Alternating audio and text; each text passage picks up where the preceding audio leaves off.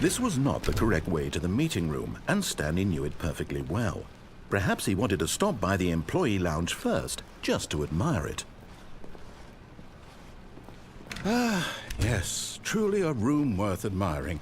It had really been worth the detour after all, just to spend a few moments here in this immaculate, beautifully but eager to get back to business, Stanley took the first open door on his left.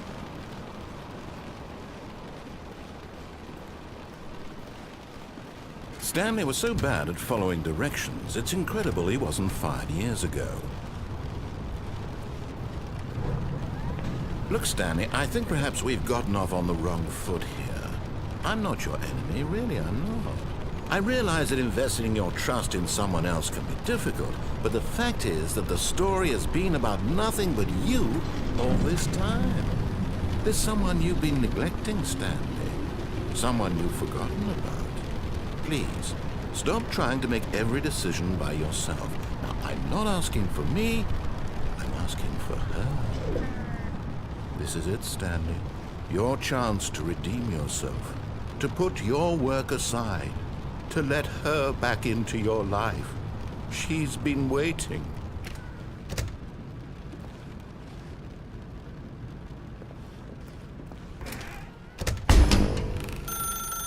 That's her, Stanley. You need to be the one to do this, to reach out to her. If you can truly place your faith in another, then pick up the phone.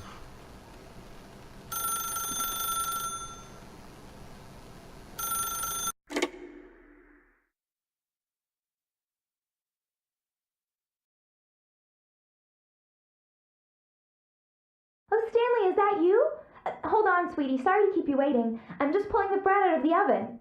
All right. Okay, there we go. All right, now, I want you to come in and tell me all about your day. Gotcha. Oh, come on. Did you actually think you had a loving wife who'd want to commit their life to you? I'm trying to make a point here, Stanley. I'm trying to get you to see something. Come inside. Let me show you what's really going on here.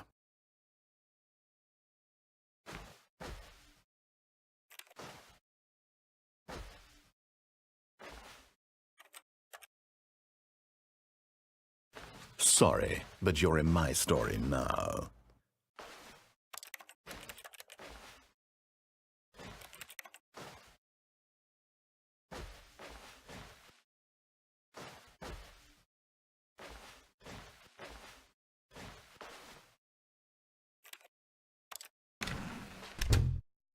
This is a very sad story about the death of a man named Stanley.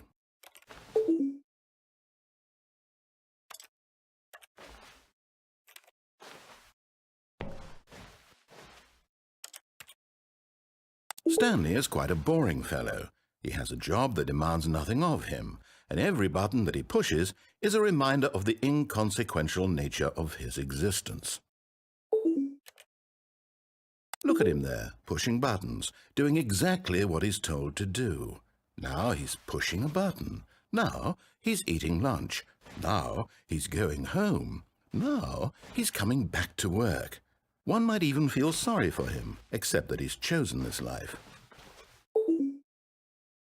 But in his mind, he can go on fantastic adventures. From behind his desk, Stanley dreamed of wild expeditions into the unknown, fantastic discoveries of new lands.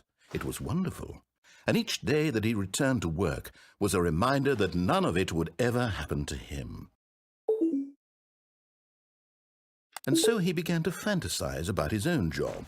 First, he imagined that one day while at work, he stepped up from his desk to realize that all of his co-workers, his boss, everyone in the building had suddenly vanished off the face of the earth. The thought excited him terribly. So he went further. He imagined that he came to 2 open doors and that he could go through either. At last, choice. It barely even mattered what lay behind each door. The mere thought that his decisions would mean something was almost too wonderful to behold. As he wandered through this fantasy world, he began to fill it with many possible paths and destinations. Down one path lay an enormous round room with monitors and mind controls. And down another was a yellow line that weaved in many directions, and down another was a game with a baby. And he called it the Stanley Parable. It was such a wonderful fantasy, and so in his head he relived it again, and then again, and again, over and over, wishing beyond hope that it would never end, that he might always feel this free. Surely there's an answer down some new path, mustn't there be? Perhaps if he played just one more time. But there is no answer. How could there possibly be? In reality, all he's doing is pushing the same buttons he always has. Nothing has changed. The longer he spends here, the more invested he gets, the more he forgets which life is the real one. And I'm trying to tell him this, that in this world he can never be anything but an observer, that as long as he remains here, he's slowly killing himself. But he won't listen to me. He won't stop. Here, watch this. Stanley, the next time the screen asks you to push a button, do not do it.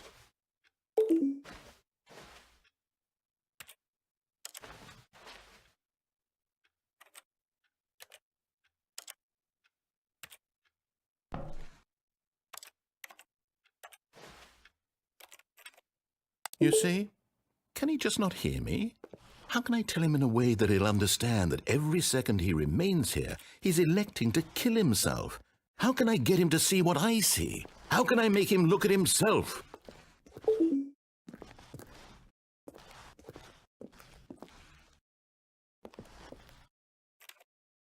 I suppose I can't, not in the way I want him to. But I don't make the rules. I simply play to my intended purpose, the same as Stanley. We're not so different, I suppose. I'll try once more to convey all this to him. I'm compelled to. I must. Perhaps, well, maybe this time he'll see. Maybe this time. And I tried again, and Stanley pushed a button. And I tried again, and Stanley pushed a button. And I tried.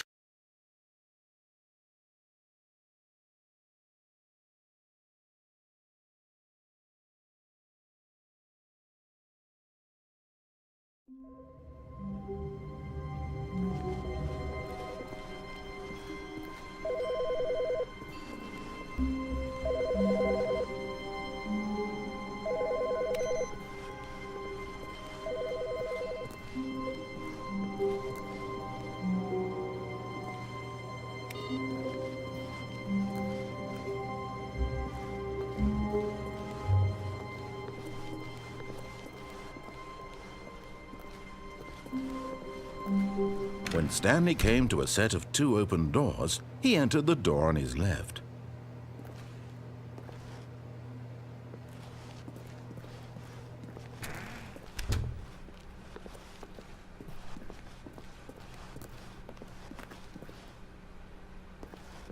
Yet there was not a single person here either. Feeling a wave of disbelief, Stanley decided to go up to his boss's office, hoping he might find an answer there. Stanley stepped into the broom closet, but there was nothing here, so he turned around and got back on track.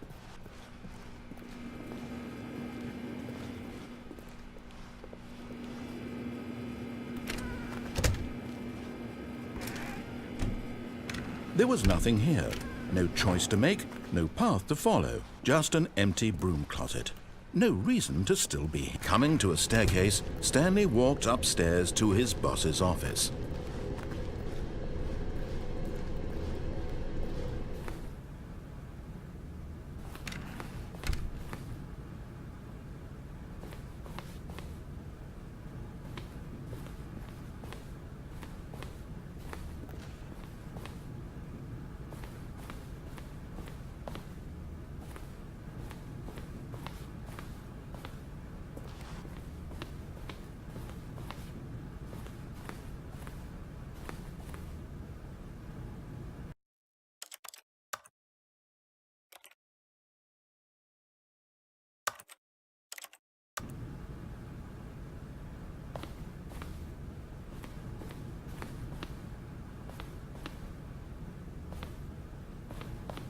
Stepping in.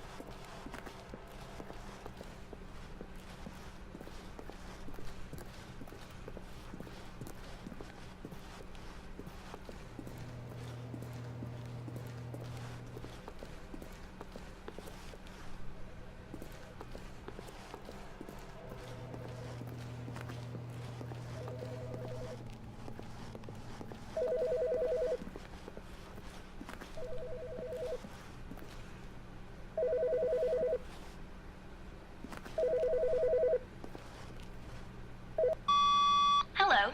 This is a recorded message scheduled either by you or a person in your place of work.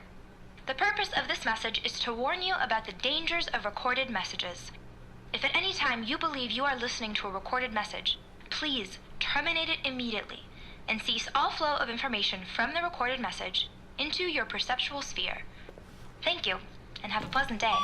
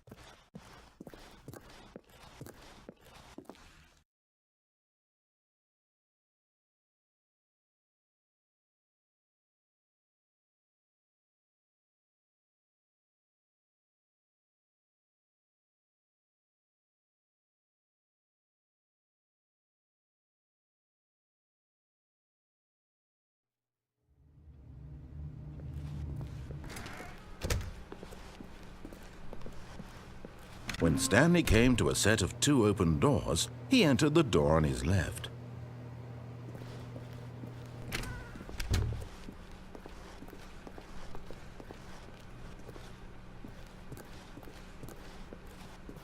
Yet there was not a single person here either.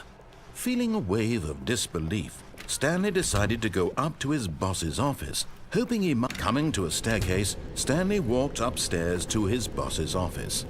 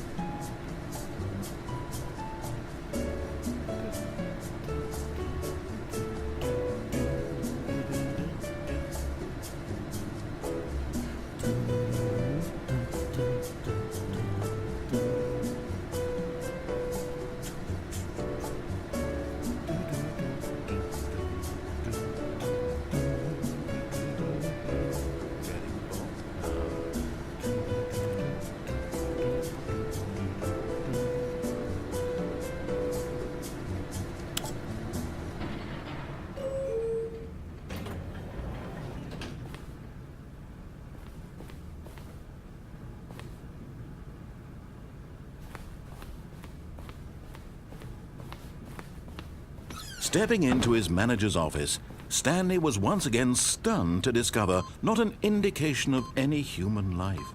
What could it mean? Stanley was in such a rush to get through the story as quickly as possible, he didn't even have a single minute to just let the narrator talk. That kind of anxiety isn't healthy, so he relaxed for a few moments with some calming New Age music.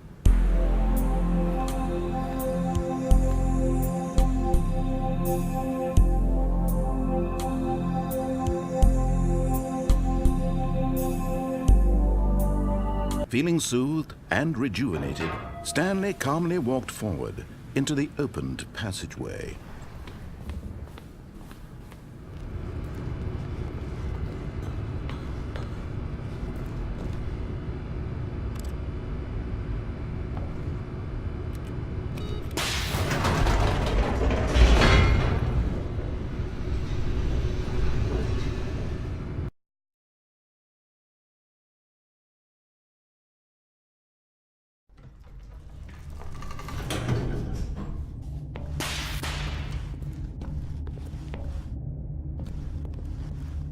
Stanley walked straight ahead through the large door that read Mind Control Facility.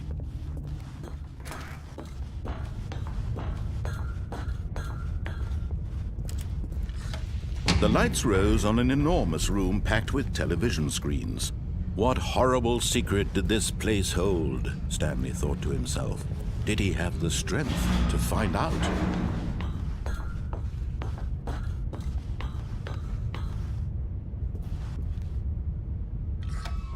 Now the monitors jumped to life, their true nature revealed. Each bore the number of an employee in the building, Stanley's co-workers. The lives of so many individuals reduced to images on a screen, and Stanley, one of them, eternally monitored in this place where freedom meant nothing.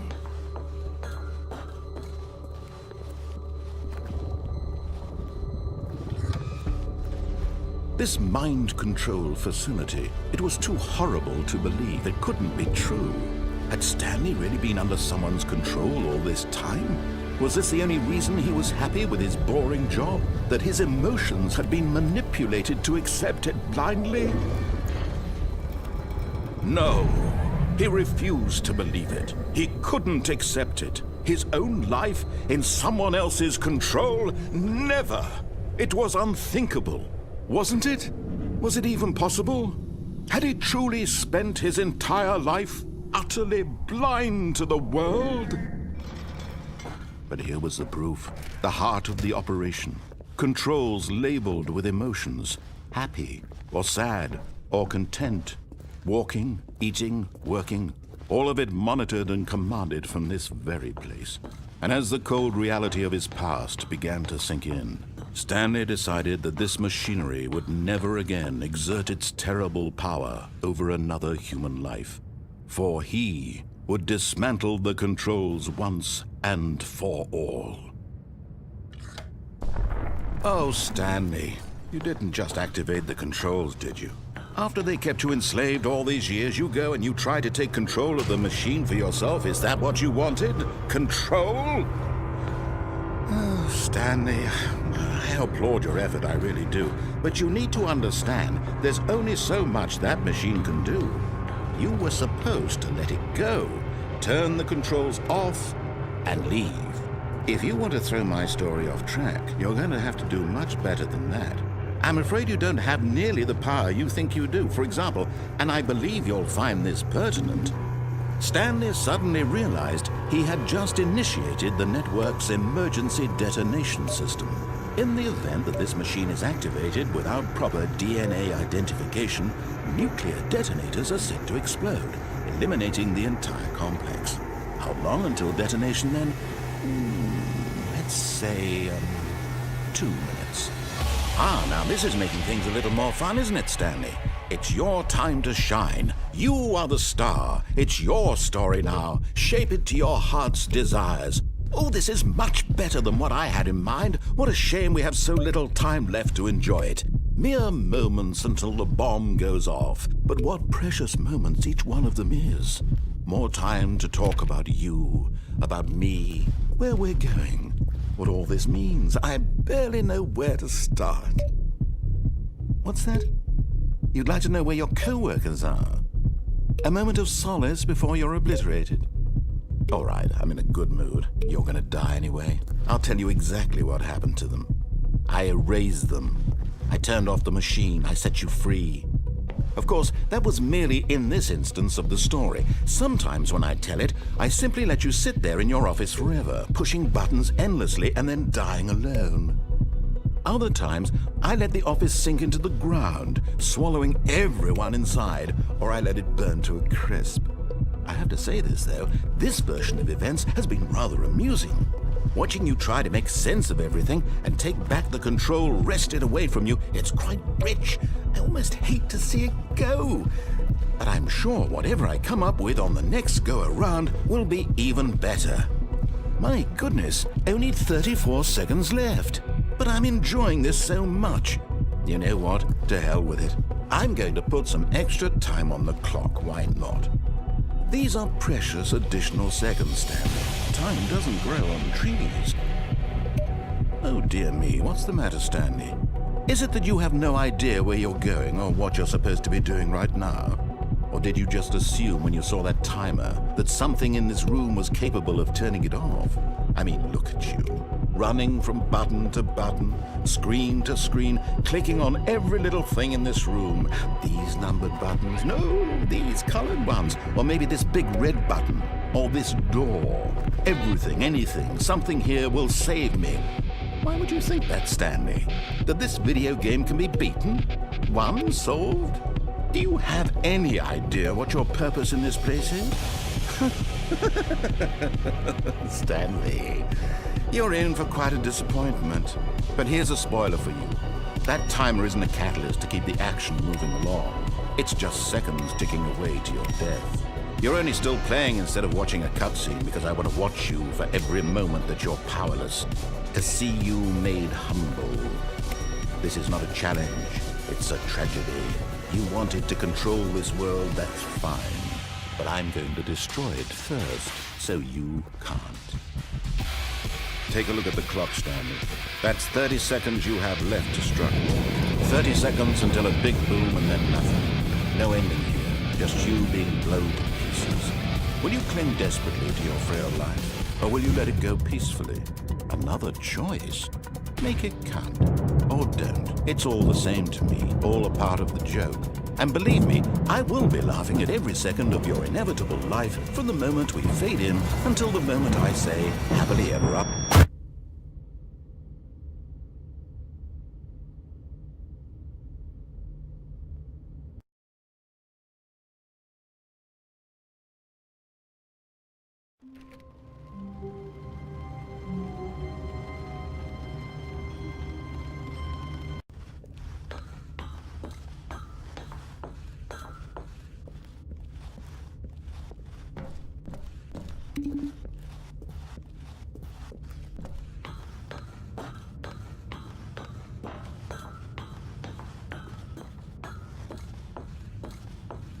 And when at last he found the source of the room's power, he knew it was his duty, his obligation, to put an end to this horrible place and to everything it stood for.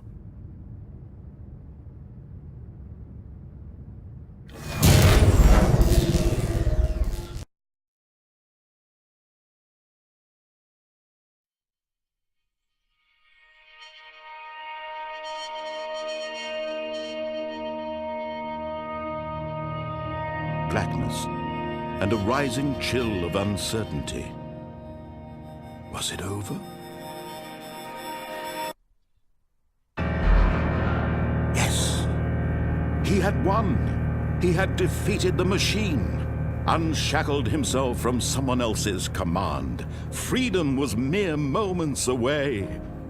And yet, even as the immense door slowly opened, Stanley reflected on how many puzzles still lay unsolved. Where had his co-workers gone? How had he been freed from the machine's grasp? What other mysteries did this strange building hold? But as sunlight streamed into the chamber, he realized none of this mattered to him, for it was not knowledge or even power that he had been seeking, but happiness. Perhaps his goal had not been to understand, but to let go. No longer would anyone tell him where to go, what to do, or how to feel. Whatever life he lives, it will be his. And that was all he needed to know. It was perhaps the only thing worth knowing. Stanley stepped through the open door. Stanley felt the cool breeze upon his skin, the feeling of liberation, the immense possibility of the new path before him. This was exactly the way, right now, that things were meant to happen. And Stanley was happy.